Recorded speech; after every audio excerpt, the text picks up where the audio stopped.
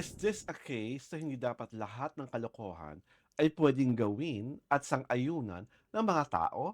Ito po si Alwin Ignacio, the Diva That You Love. Kasama ko ang aking kaibigang Ultra Maldita.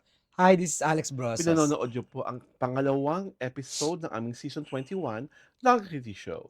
Tarayan at Talakayan Showbiz Edition. Mare, what say you? Ikwento mo nga sa akin, paano ba na-imbierna si Madam Charo Santos Concho kay Gidoong Ogie Diaz? Ano bang nangyari? Ano ba tong prank na ito? Kasi you remember last year, may movie si Madam Charo at saka si Ding Ding Dong dong. Dantes, di Yes, ba? okay. Parang it's a May-December affair, Mhm, something, yung mhm. team. Ngayon, syempre promo time. Hmm. Syempre mataas yung online show ni Gidoong Diaz. Ogie. Pinag-guest sila yung dalawa. Mhm. During the guesting, hindi alam ng mga taga-production sa Star Cinema, they were there. Hindi nila alam na nagkuntsaba si Ding Dong at si Ogie. Mhm. So during the interview, ang laging tinatanong ay si Madam Charo, Mhm. si Miss Charo.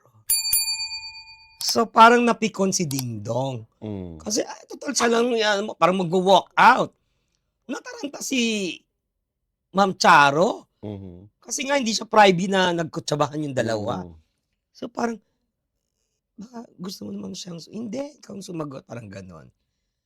Hindi siya guest din siya dito, di ba? Guest mo rin siya. Mm. Parang ganon. Hanggang sa, parang na-imburn na si Ding Dong, Umakyat yung o naiimbierna. makina na na na mag-walk out. Naloka si nung mag-walk Mhm. out. Naloka si Ma'am Charo. Hmm. So paniwalang-paniwala siya na So, kailan niyo nalaman na it's a prank? eh di nagkaaminan na. Mhm. Inamin na ni pinaprank ka lang namin. How did Charo took it? Ay, sabi niya, "Wag mong gagawin 'yan." Sabi niyang gano'n. Kasi prim and proper naman si Ma'am Charo, 'di ba? Mhm. Gano'n yung niya na, "Uy, next time, wag mo namang gawin So, 'yan." Gano'n. nagka-next time ba ng No, pranking? That was just a prank, oo, an old prank 'to. oo. Eh, bakit siya pinag-uusapan ng mga tao ngayon? Kasi nga, 'di ba, you can prank other people. Pero you have Hmm. to think, alam mo kasi, nung mga wala pang yung mga walang assignment pa si Ogie, 'di ba? Mm. Tawag daw 'yan, "Ma'am Hmm. Charo, wala po akong project ngayon." "O Hmm. sige, papaanohan kita." Tapos nakuha mong i-prank. 'Di ba Hmm. nakakatawa 'yon? Mhm. 'Di ba hindi mo naisip? Hmm. 'Di ba nung Yung mga executive at si Charo ng ang dami naitulong ABS-CBN, oo. sa'yo, Tapos now na ngayon hindi porket hindi na siya executive ng consultant naman siya sa ABS-CBN. mhm. Prinank mo? 'Di Hmm. ba parang, sino ka? Hmm. 'Di ba? Kasi ang katwiran naman yata ni Ogie, lahat dun kasi it's one of his online shows, eh. Hmm. Eto solo lang niya 'to, eh. Mhm. Pina-prank niya. Nakapanood ako dati yung magkapatid na prinank din niya. Kaso ang ko is, kasi siyempre ang Star Cinema naloka. Mhm. Prinank mo si Miss Charo Santos. Mhm. 'Di ba hindi nila akalain na magagawa mo yun kay Miss Charo Santos, 'di Hmm. ba? Okey. Tapos nung may I give na ng kasi lahat ng guesting, 'di ba, pagka give ng token, Hmm. token na 1.5. Ay, hindi tinanggap ni Ogie. Mhm. Kasi feeling niya, "Ogie Diaz na ako 'no?" Hmm. Parang gano'n, 'di ba? Hmm. Tsaka nalaman ko, may isa siyang show, na may kasama siyang dalawang Mhm. minions. May isang starlet tita na babae, Mhm. may launching movie. Mhm. Yung PR na movie writer, na Mhm. kaibigan natin dahil Hmm. gustong i-guest para ma-promote yung movie, Hmm. launching movie. Hindi naman pumalag si Ogie. Mhm. Basta ang sabi niya, basta prepare tatlong tigpa 5K Mhm. para sa kanya at sa dalawang minions niya. Mhm. Ang ending, hindi natuloy. Mhm. Kasi sabi nung nanay nung stalitita, "That's too much." Oh. Is that yung asking for things like that, practice pa talaga yun sa showbiz? Pero kasi, tawag dito, yung mga social media platforms Mhm. have become a repository of news. At the Hmm, same time, it has become a business venture to some. to some, 'di ba? That I will understand and I can understand, 'di ba? Mhm, Kasi siyempre feeling nila sikat na sila, feeling nila, gagamitin niyo ako, gagamitin niyo yung mhm, show, gagamitin mo yung aking platform, magbayad ka, mhm, 'di ba? Kasi whether we like it or not, yung social media platforms have become the new TV. It hmm, has become the new television, mhm, 'di ba? okey. Lalo pa't kung marami ka namang, tawag dito, viewers, Subscribers. subscribers, 'di ba? But I think it does not translate to box office. Mhm.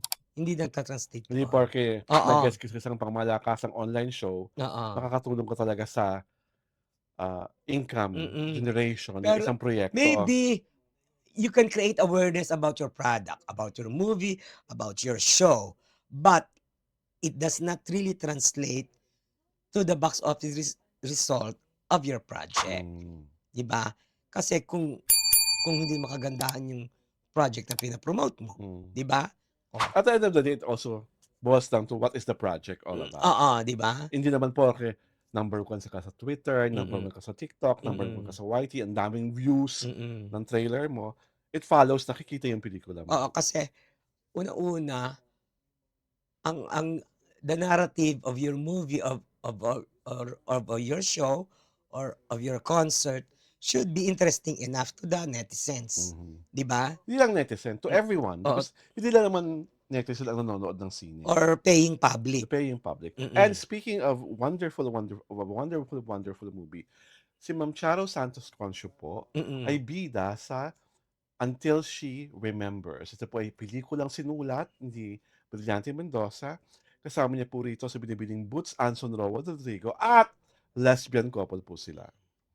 Kasama rin dito si Barbie Fortesa na storyteller ng love story ni Conchi at Catherine na mga characters na ginaganapan ni Ma'am Charo at ni Ma'am I Boots. don't think that will make Di a ba? box Ako, office. I don't care if it does not make a Pero box office. sana kahit papaano Ang kumita. sa akin kasi ang hinahabol ko lang is a very good, sabi mo nga kanina, Mm, it has a very good narrative, it has mm, good actors, it has a brilliant director, mm.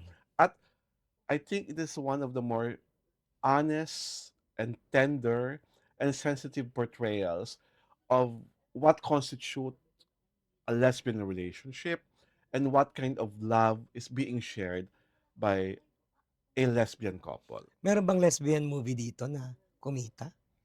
Well, so far wala pang kumikitang kahit so even T-Boy at ako, at Oo, the height of the popularity of Nora and Vilma, oo, hindi siya gano'n kalaki sa box office. oo. So, I don't know, but for all the leftist movies that I've seen so far, after Huling Chacha ni Anita Hmm, and Distance, ito na ata yung pangatlong pinakapaborito kong lesbian movie. hmm. Kasi ang ganda-ganda, and also for people in the literary, circle, ginamit kong kawing sa narrative yung tula ni Pablo Neruda, yung Tonight I Say the Saddest Lines, Hmm. na ang ganda-ganda ng pagkakahabi sa kwento at the same time, yung pagkakaganda-gandang pop anthem na End of the World, kasama rin sa narrative ng kwento. Alam mo si Direk Brilliante Mendoza, Mm. magaling siyang direktor, there's no doubt about it. But he is not a box office Mm. director. Tanggap niya rin naman Oo, yun. wala siyang box office. Tanggap niya yun. Mm, Hindi sa kanyang issue kung mag-box office o oo, hindi. Basta sa kanya, maggagawa ako ng pelikula ng ayon sa aking kagustuhan. mm, Ako magpo-produce, mm, maghahanap ako ng mga ka-partners ko, mm, at itong Until She Remembers, matagal niya nang pinangako kay Ma'am Charo, hmm, kay Bits Anson Roa, at kay Barbie Fortesa na gagawa siya ng mga pelikula. Dapat nung una, individually lang kay Charo, kay mm. Boots. Eventually, the, the, Pinagsama niya. the idea came to him at talagang even it was a suggestion actually of Charo and Boots na Hmm, kung gagawa kami ng pelikula, ayaw naming magnanay kami, hmm, ayaw naming magtiyahin kami, hmm, gusto namin couple kami. hmm, Galing yun kay Ma'am Charo at kay Ma'am Boots. mm. Kaya nung naisip niya finally yung idea, tapos pinangakuan niya rin si Barbie na dapat gagawin niya ng solo movie, sinama niya na dito. And sobra siyang impressed. Kasi diba itong mga to, sanay sa may script, sanay sa may ganyan. Sobrang siyang impressed na na-absorb nila yung kanyang no script policy. That is not something new. Di ba? Ginawa na yan nung araw. Di ba? Hindi, Copycat lang siya ni di ano, ba? Di ba, ni sino yun? what I'm trying to say is, sina Charo at Hmm. si Boots Anson Roa ay sanay sa mga pelikulang may script. Pero you must remember, si Charo, nasanay na sa walang script dahil sa Kanya Batang nga, sa Batang Quiapo. Quiapo, pero Oo, 'di ba sanay na siya oh, doon. pero si Boots Anson Oo, Roa si hindi. Boss Si maybe. Barbie Oo, hindi. si Barbie Oh. maybe. So kaya Pero si kaya Charo, kaya for gamay na niya yun. Boots and Barbie, it was really an eye-opening experience. Mm. At sobrang impressive, Brillante kay Barbie. Oh, For Brillante, Barbie Rao is really the best actress of her batch. yung walang script ano, policy.